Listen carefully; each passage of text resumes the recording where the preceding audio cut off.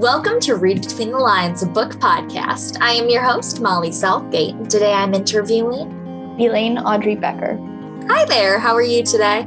I'm great, Molly. How are you? I'm doing great. I'm so excited to chat with you today. So can you tell me about your book? Sure. So Forestborn is a fantasy novel about the king's shifter spy who must confront her traumatic past and traverse the unpredictable magical wilderness of her youth in order to find stardust that will stop the illness sweeping throughout the kingdom and save her best friend's life. So it's got shapeshifters and land magic and sibling stories and slow burn romance, a quest, the whole works. I just love this book so much. And I just said this to you, but it's just so excellent. And it's reading it, you can really tell that you love, I don't know if you do, but it feels like you love fantasy because it was all hitting all the tropes that I was like, this is everything I want, but also like not cliches, you know, because people always confuse those. I want to make sure I'm clear. It was like hitting all the things that it's like, oh no, these are tropes for a reason. Like you want slow burn and you want like going on the magical quest and the shapeshifters and all that. It was, so much fun. Yay. Well, thank you, Molly. Of course. Yeah. So how did you get the idea for this book? Oh boy. I mean, I guess 3 different threads sort of came together to form Forestborn. The first was that I knew I wanted to write a story about people, particularly young people, who had been shaped by trauma, but not where the story is starting at the moment of trauma or set of experiences, but years after the fact. I wanted to explore how that kind of experience can shape people far, far down the line. Another thread was I knew I wanted to write a fantasy in which nature and the land is very much at the forefront. Mm-hmm. I think in the real world, nature tends to sort of take a back seat to human interests. And I wanted to, I guess, challenge that a bit by making it function almost like a central character itself in my fantasy world. And then also I wanted to explore what I would call the dangerous power of othering and unwarranted biases. I think there are a lot of things I had my own ideas based on certain events in my own family history and the way that I navigate the world. But I think, unfortunately, there are a lot of things that ended up going into the book that are still very relevant today. So yeah, it's hard for me to identify just one thing, sort of a mashup of several different strands. I love that. And that's really interesting, especially like how you were saying, like you wanted to write a story about like how trauma affected people, but like after the fact, because a lot of the times when you read books, it's putting you in it. Mm-hmm. But here it was really done with a very gentle hand, like showing after how these like children, like they're very young too, and how it completely shaped them and like going back into that world. Mm-hmm. I loved that part too. Thank you.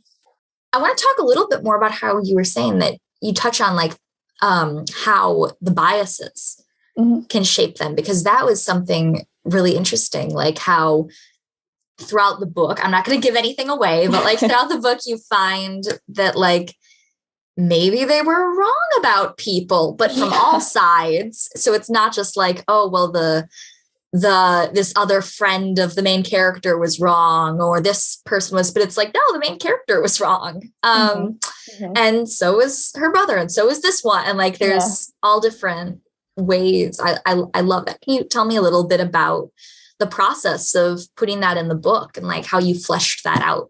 Yeah. I mean, I would say it started for me with the protagonist. I sort of knew early on that she was a person who felt not only isolated and unwanted, but also subject to suspicion. That was just something that was clear to me from the onset when I was developing her arc and then the world around her. But from there, it sort of filtered out, as you're saying, to other characters. I think there are several people who are very difficult to get to know, or where there's more to them than meets the eye. And I just was drawn to this general concept of having to peel back the layers on both sides of the aisle, as it were. Mm-hmm. And yeah, on a broader sense, not character specific per se, this, by the time we the readers are entering this world, there is this sort of long-standing tension between magical and non-magical people, and also a divide within the land itself, magical versus non-magical land. And each of the realms in the novel sort of has its own culture and its own set of past events that led to the way they construct their societies, for better or for worse, in the present. So yeah, I mean, that's a little taster, I guess. Yeah, I that was a part that I definitely enjoyed. Another thing that I want to talk about is the world building, because it's really interesting with how like the magic is like sort of seeping back in, but it's there in part, and like how it's kind of, I don't know how to describe it. You'll be able to describe it better. But yeah, can you tell me about the world building process? Sure. I mean, for me, when I talk about world building, I have to start with the characters, because that's just how my process tends to go. For whatever reason, I tend to start with the characters and getting a loose sense of who they are as people and the kinds of things they're wrestling with. And then from there, I'll sketch a loose construction of the world around them and a loose set of external circumstances that are driving their arcs.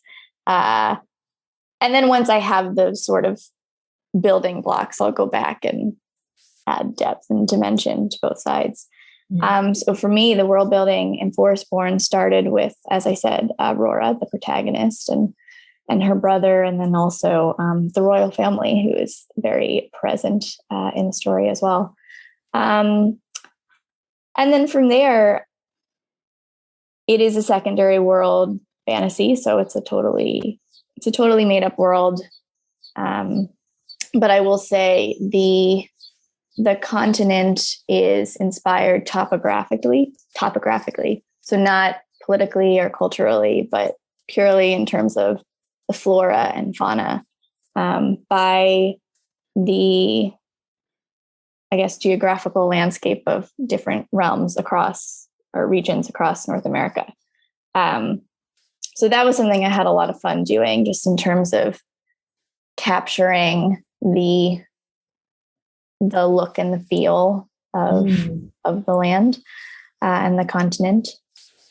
And yeah, I really tried to make sure the people inhabiting this landscape have their own, not only present cultures, but their own histories that contributed to where they are today. And it was important to me that it be an inclusive world, where there's no discrimination based on sex or sexuality or gender or the color of one's skin.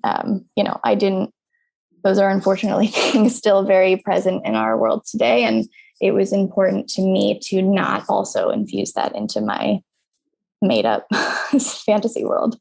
Yeah, I loved that you didn't have that in there, because I feel like a lot of the times, at least in the books that I've encountered in fiction and in fantasy a lot too, it'll be like, oh, well, it's this fantasy world where one thing doesn't matter, but one thing does. So it'll be like, oh, it's like a perfect fantasy world and it's all great, except there's racism still. And it's like, okay, but why did you choose to include that? Or it'll be there's homophobia or something like that. It'll be like super severe. But I love that in this world, there's still, the characters still have these biases, but it fits the setting more, how it's about like, oh, you're magical. Yeah. And like how not everyone is awful to people that are magic. Totally. I mean, I personally don't like the concept of creating, in my own writing, I should specify, creating this whole made up world in which, you know, certain, let's say, women are still second class citizens, you know, or as you were saying, there's racism, or there's discrimination against queer people. I mean, I hate that stuff. And I think it seems to me like fantasy for me is in some ways a way to imagine the way the world could be, but better. And this is one important aspect for me in which I tried to really infuse, you know, my vision, at least, of ways in which the world could be better. I 100% agree with that. I'm someone that's always read fantasy books and like looked at fantasy media as a way of escapism. And I think that there are places to have discussions of biases and that kind of stuff in fantasy, but it doesn't always have to be outright and potentially very triggering for people in an escapist media. Totally. Yeah, I'm with you. From the start, did you know that this book was going to be fantasy? Because when you were describing earlier, like what kind of inspired you, I noticed that you didn't say like you wanted magic or something like that specifically. I mean, yeah, here is where I say that magic was always just part of the deal for me. I think fantasy for me has always just felt right. And it's actually difficult for me to pinpoint the origin of that sort of pull toward magic and exploring outside the bounds of reality. It's just that's something that's always been there for me, and what I've been drawn to from a very young age, and it's continued. So for me, making the book fantasy, it was less of a conscious decision and more just that's always what's felt right to me in terms of the stories that I gravitate toward and what I wanted to write, which is not to say that in the future I would never delve into other genres, but it's just, you know, it was a very natural process for me. And so, yeah, I would just say making it fantasy felt like breathing. I mean, as cliche as that sounds. No, but I know what you mean about that. Cause like I fully understand that. It's like, there are certain genres, like I've had people on here before that say like with thrillers that it's like, I always knew this was what I was going to write. And it was like just second nature to me. And I cannot write another genre. Or I've had people on here that it's like so many genres you would not believe. And like, how can you do that? But it's flexible. But then they're like, no, this is just what felt right to me in this area and this area a little bit. Right. And it's just, I get what you mean though, when you say it feels like breathing. Yeah. It's interesting how everyone has their own sort of relationship with genre and what they felt most close to and what feels natural for them to write. But for me, at least, it's always been fantasy. And I love it. Maybe you do too, if you say you've read a lot of fantasy.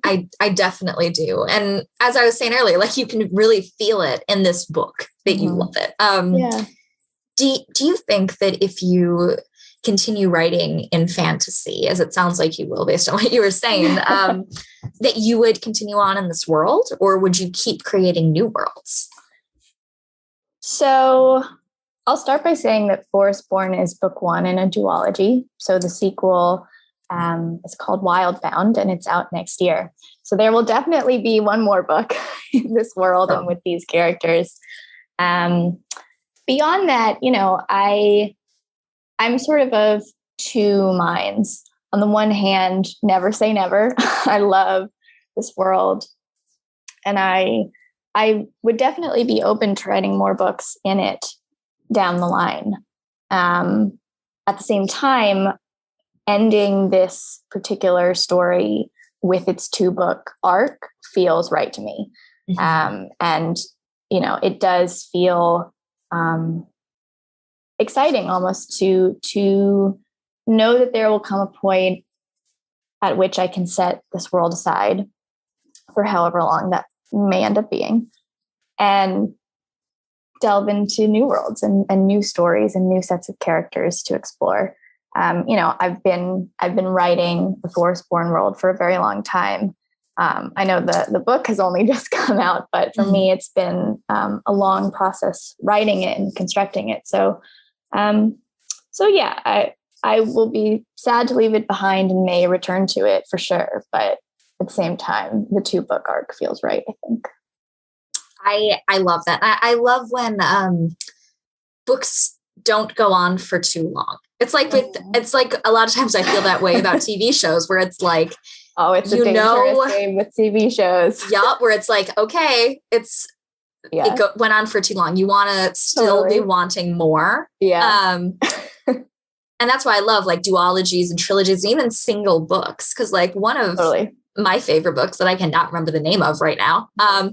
But one of my favorite books that I read years ago, I was devastated after reading it because it was a standalone. Yeah. And it was like total sprawling fantasy world. I was like, it should have continued, but it should never have continued. Like you got to end it when it's strong, even though I also I get that period of mourning when you close the book and you're like, oh my God, I just want to know how everyone's doing, what happens next.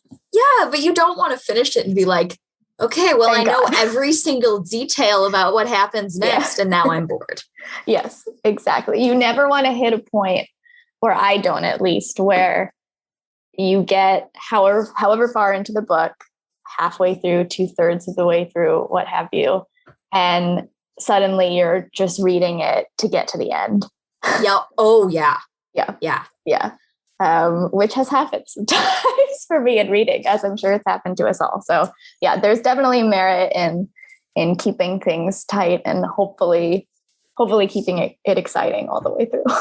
Yes. And that's why like stuff like duologies, it's so great to read because it's like a lot of the time what I've found is when something's a trilogy or a duology, it was always planned to be that way.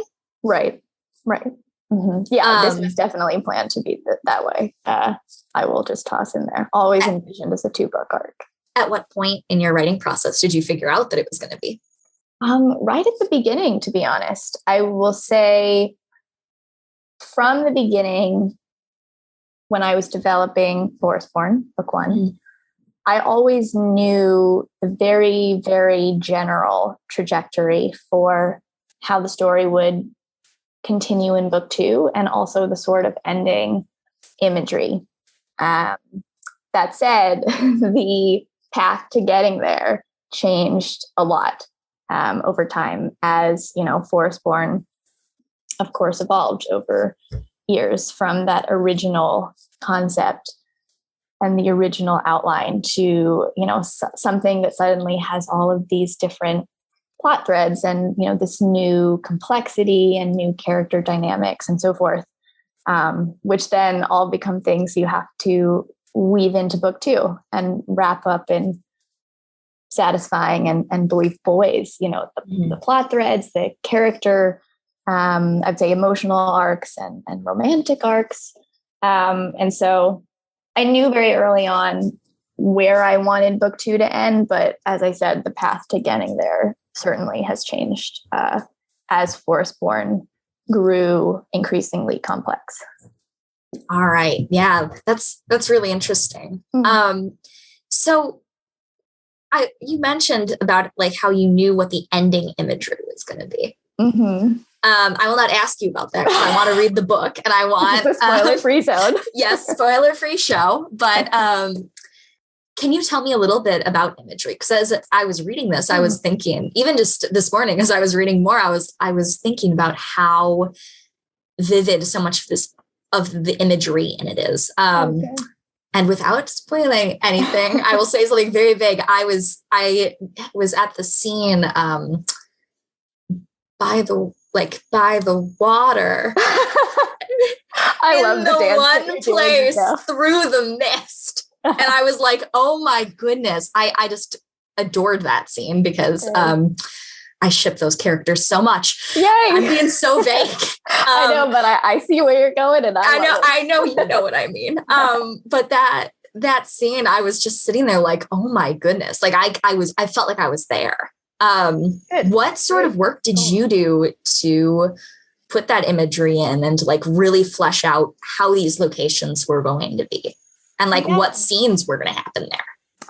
Well, this is sort of just a general thing that I think a lot of writers aspire to, which is, when you're creating a scene or a setting or a world on the page, I find that in order for it to be as immersive as possible for the reader, you want to really get down as many sensory details as you can, or I do at least. I have very descriptive writing, which is, some people have less, but I have a lot.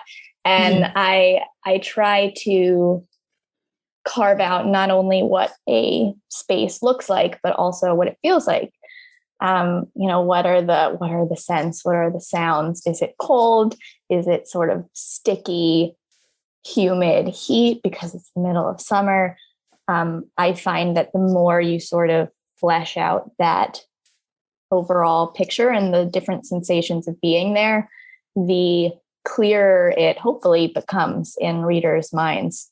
And beyond that, I think I've just realized I tend to be a visual person, and that a lot of the settings and scenes in the world just start with images in my mind, which I then try to capture as words. The book itself, Forestborn, started with these two images. One being this girl who knew she was a shapeshifter and that she felt alone. She was in the woods with this castle in the distance, and I cannot tell you why that image was in my brain, but it was. I love that. Oh, good. I love that. Like, I was like, as you're saying it, I'm sitting here like kind of imagining it. Can you see it? Yeah. I can see it. I can see it. Good. Yeah. I'm really glad to hear that, because I never know if it makes me sound like a weirdo to say this. But the second image was that of a group of giants with these huge vines, and they're swinging them around the treetops, and then the stardust, which is stored there, comes spiraling down. Again, I don't know why that image was in my brain, but it was. And that was one of the coolest parts of the book, I do have to say. When I was thinking about every time, like I was like, oh my gosh, they've got like stardust up there, and they're like able to, they like reach down from the sky to get, I was like, okay, this is so cool. Oh, good. Yeah. I love hearing you say that. And those were the images that sort of came together to create the foundation for Forestborn in my brain. But then obviously, as I'm saying, over time, you just have more and more, and then got to get them down on the page in as immersive a way as possible. Lots of sensory details. Yes. So you also work as an editor, right? Right now I am a freelance editor, which is awesome. And prior to that, I worked at a publisher for a few years. Awesome. So you are correct.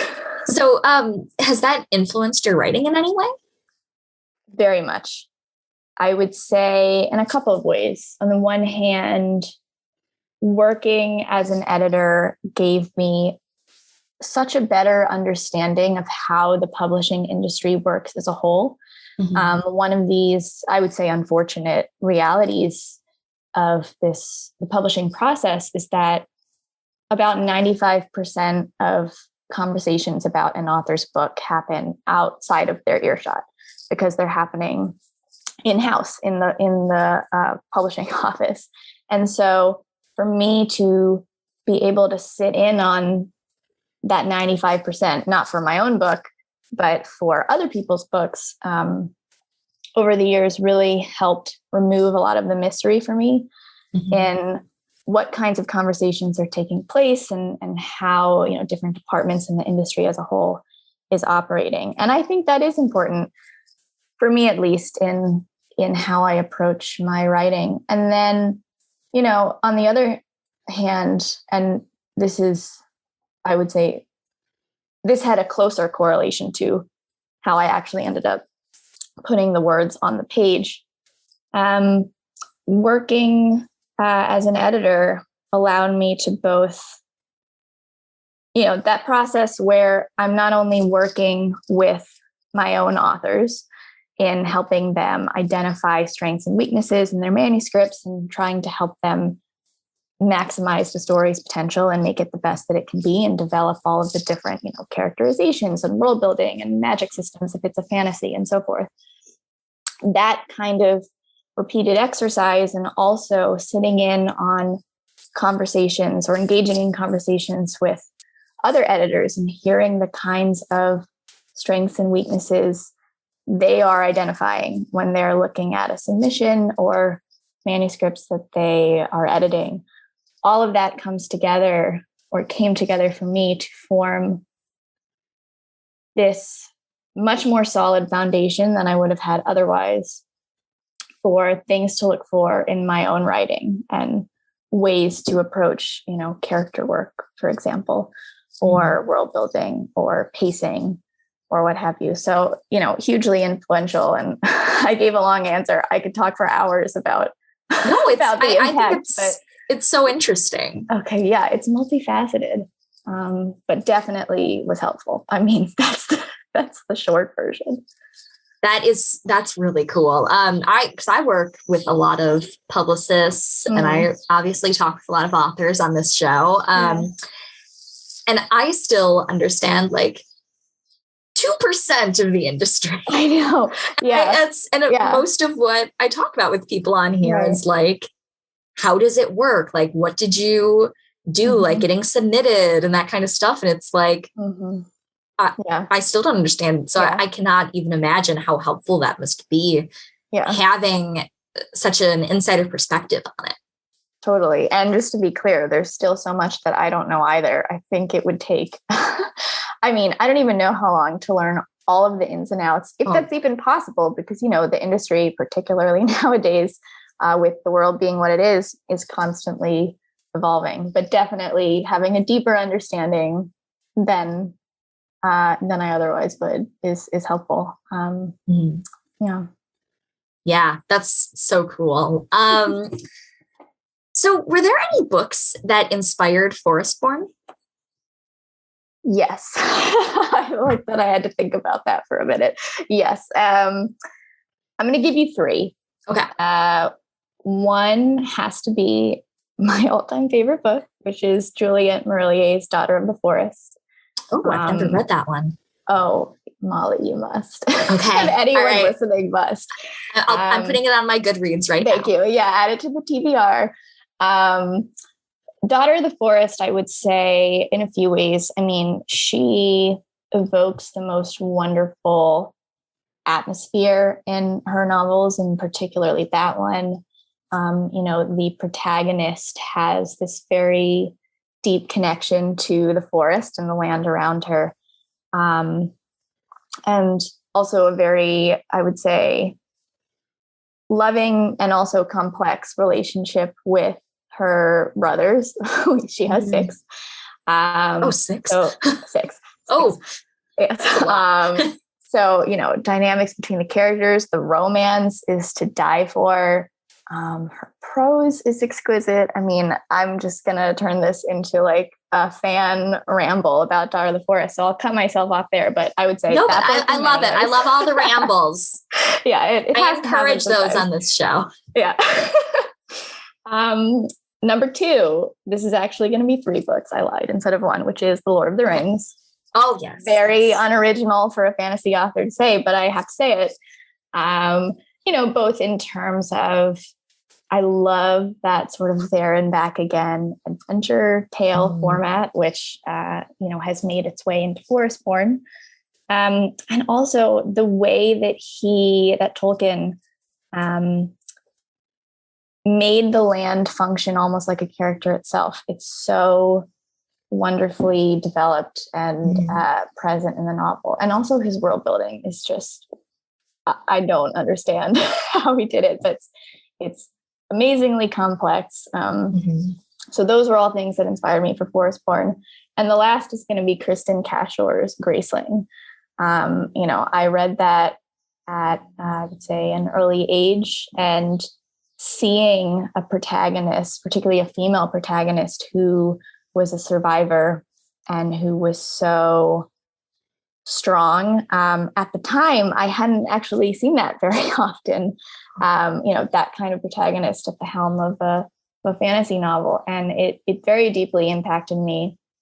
And I think there ended up being maybe a few similar shades between that and Forestborn, in that, the protagonists both work for the king, and they're sort of subjects of suspicion for their own sets of reasons. And they're both these sort of survivors, again, for different reasons. But I can see sort of very broadly similar elements that ended up making it into Forestborn. So I'll cut myself off there with those three.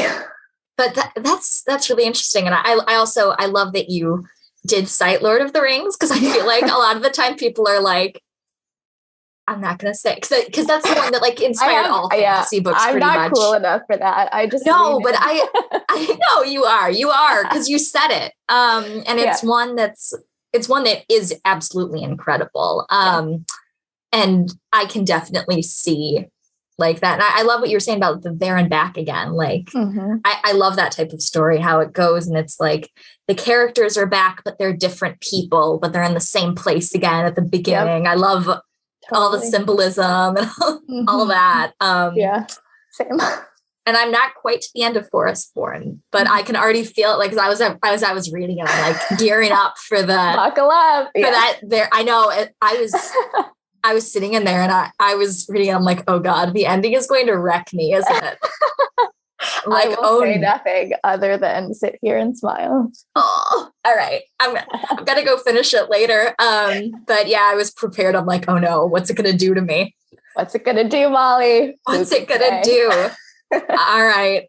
Well, this was so much fun to talk to you today. Thank you for coming on. Thank you for having me. I just have one last question, and that is, what do you have coming up? What I have coming up is something I touched on very briefly, which is just book 2, Wildbound. I shouldn't say just, because there's nothing just about it in my brain and the level of work it's required. But yeah, I am currently chipping away at Wildbound, trying to make sure all of the pieces are in place and, the story is unfolding the way I want it to. So that's awesome. That's me for the next couple of months, at least.